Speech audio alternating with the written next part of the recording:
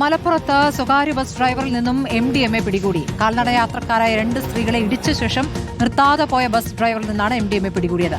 ചേലേമ്പ്ര പുള്ളിപ്പറമ്പ് സ്വദേശി മുഹമ്മദ് അനസ് പിടിയിലായി. കോഴിക്കോട് വേങ്ങര റൂട്ടിൽ സർവീസ് നടത്തുന്ന BSR ബസിന്റെ ഡ്രൈവറാണ് മുഹമ്മദ് അനസ്. സോണൽ കൃഷ്ണ വിവരങ്ങളുമായി. സോണൽ, ആശങ്കപ്പെടുത്തുന്ന കാര്യം കൂടിയാണ്, ലഹരി മരുന്ന് ഉപയോഗിച്ചുകൊണ്ടൊരു ഡ്രൈവർ അതിവേഗം ബസ് ഓടിച്ച ആളുകൾക്ക് പരിക്കേൽപ്പിച്ചിരിക്കുന്നു എന്നുള്ളത്. എന്താണ് ഇപ്പോൾ അറിയാനായിരിക്കുന്നത്? അയാളുടെ കയ്യിൽ നിന്ന് MDMA പിടികൂടി. തീർച്ചയായിട്ടും ഇന്നലെ രാവിലെ 10:30 കൂടിയിട്ടാണ് ഈ സംഭവം നടക്കുന്നത്.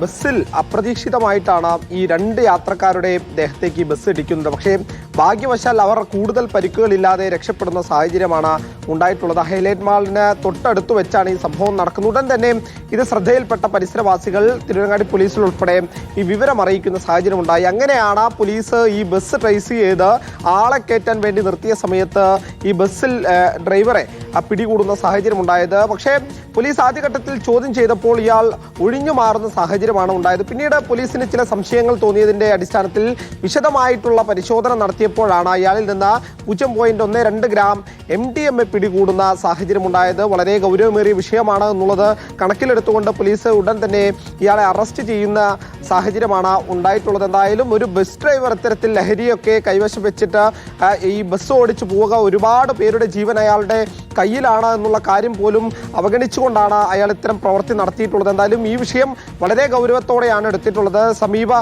കാലങ്ങളിലായിട്ട് ഇത്തരം സംഭവങ്ങൾ തുടർച്ചയായി ഉണ്ടാകുന്നുണ്ട് എന്ന് പോലീസ് മനസ്സിലാക്കുന്നുണ്ട്. അതുകൊണ്ട് ആ ബസ്സുകൾ കേന്ദ്രീകരിച്ചുള്ള പരിശോധന കൂടി പോലീസിന്റെ ഭാഗത്തു നിന്ന് ഉണ്ടാകുന്നു എന്നുള്ളത് കൂടി നമുക്ക് ഈ ഘട്ടത്തിൽ പറഞ്ഞു വെക്കേണ്ടതുണ്ട്.